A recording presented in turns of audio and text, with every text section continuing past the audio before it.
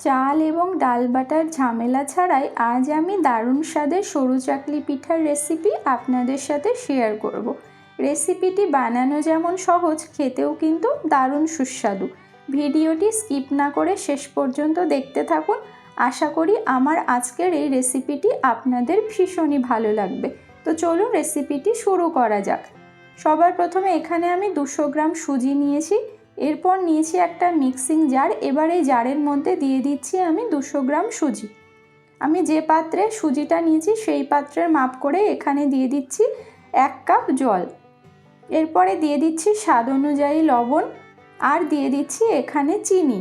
এখানে আমি 2 চামচ চিনি ব্যবহার করেছি। এরপর ঢাকা বন্ধ করে এটাকে মিক্সিতে আমি খুব ভালো করে একটা স্মুথ পেস্ট বানিয়ে নেব।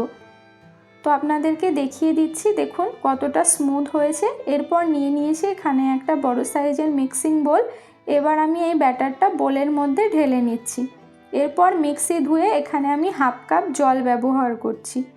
এরপর আমি এখানে দিয়ে দিচ্ছি কিছুটা কোড়ানো নারকেল। আর এই নারকেল দেওয়ার কারণে কিন্তু সরু চাকলি পিঠার স্বাদ কিন্তু দ্বিগুণ বেড়ে যাবে।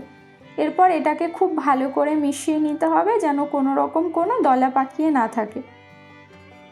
তো খুব ভালো করে এখানে আমি মিশিয়ে নিয়েছি। দেখো স্মুথ একটা ব্যাটার আমার এখানে রেডি হয়ে গেছে। ব্যাটারের কনসিস্টেন্সিটা আপনাদেরকে আমি দেখিয়ে দিচ্ছি। তো দেখেই বুঝতে পারছেন এটা কেমন হয়েছে। তো এটা রেডি হয়ে গেছে। এরপর গ্যাসে একটা ফ্রাইং প্যান গরম করে এর মধ্যে সামান্য একটু সাদা তেল আমি ব্রাশ করে নিচ্ছি। এরপর ফ্লেমটাকে লোতে রেখে এখানে আমি 2 চামচ মতো ব্যাটার দিয়ে দিয়েছি। এরপর ঘুরিয়ে ঘুরিয়ে এভাবে পাত্রের মধ্যে সেট করে একটা সুন্দর গোলাকার শেপ দিয়ে নিতে হবে। তো আপনারা দেখতেই পাচ্ছেন আমি কি প্রসেসে করছি, আপনারাও সেম প্রসেস করে নেবেন। এরপর ঢাকা দিয়ে 15 থেকে 20 সেকেন্ড এটাকে মিডিয়াম টু হাই হিটে আমি ভেজে নেব। তো দেখুন এমনিতেই উপর থেকে নিজে নিজে উঠে এসছে। এরপর এটাকে আমি দুটো ফোল্ড করে ভাঁজ করে নিয়েছি। এরপর এটাকে আমি তুলে নিচ্ছি। সেম একইভাবে আবারও একটু সাদা তেল আমি ব্রাশ করে নিচ্ছি। এরপর ফ্লেমটাকে লোতে দিয়ে আবারও 2 চামচ ব্যাটার কড়াইয়ের মধ্যে দিয়ে দিচ্ছি। এরপরে ঘুরিয়ে ঘুরিয়ে কড়াইয়ের মধ্যে সুন্দর করে একটা গোলাকার শেপে সেট করে নিতে হবে।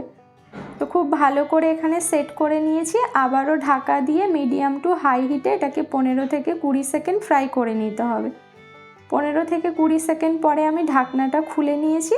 দেখুন উপর দিকটা এরকম শুকিয়ে এসছে। এবার এটাকে আমি দুটো ফোল্ড করে নেব। তো এভাবে একে একে সমস্ত সরু চাকলি পিঠাগুলো আমি তৈরি করে নেব। তো সমস্ত পিঠা রেডি হয়ে গেছে। এরপর এটাকে আমি একটা প্লেটে একটু নলেন গুড় দিয়ে সার্ভ করে নিয়েছি। আর এই রেসিপিটি কিন্তু নলেন গুড় দিয়েই খেতে বেশি ভালো লাগে। তো আমার রেসিপিটি আপনাদের কেমন লাগলো অবশ্যই কমেন্ট বক্সে জানাবেন। ভালো লাগলে লাইক কমেন্ট শেয়ার করার অনুরোধ রইল। তো সবাই ভালো থাকবেন, সুস্থ থাকবেন। দেখা হবে নতুন আবারও একটা ভিডিওতে।